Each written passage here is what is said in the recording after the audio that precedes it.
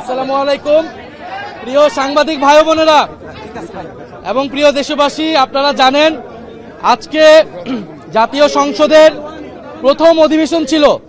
সেই প্রথম অধিবেশন উপলক্ষে সরকারি দল, বিরোধী দল আমরা সকলেই অংশগ্রহণ করেছি জাতীয় সংসদের কার্যক্রমে এবং কার্যক্রমের শুরু থেকে নিয়মতান্ত্রিকভাবে সবগুলা অংশে আমরা অংশগ্রহণ করেছি, আমাদের বক্তব্য রেখেছি। আমরা মাননীয় স্পিকারের কাছে আমরা বলেছিলাম যে ফ্যাসিবাদের দোসর এমন কেউ এই সংসদে বক্তব্য দিতে পারবে না, কারণ এই সংসদটা হচ্ছে ফ্যাসিবাদ মুক্ত সংসদ।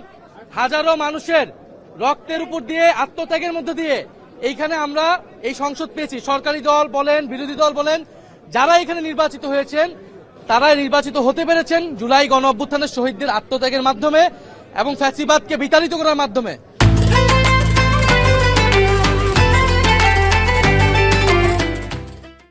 ফলে ফ্যাসিস্টের সাথে জড়িত এমন কেউ এই পার্লামেন্টে বক্তব্য দিতে পারবেন না।